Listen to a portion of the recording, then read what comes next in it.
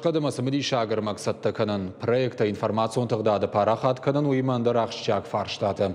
Заужиқау асыдына коммерцион ақшанаты мазылон информацион фараштима амгуштады фарштаты фадылым бірд. Ефалгаты қаштканынс проект халар жарды адамдыр. Ешайрагны шаны на коммерцион куштотты социалын архайт парахат канын. Дуамин дуынды кагым, дуамин дуынсы парамашты ахушы программы республикай бакуштуй президенті Барзард Магашка. Амбрд басата котта махорама залон коммуникации тақуттак тафадыл комитет, экономиком министрадама, ресурсон центр.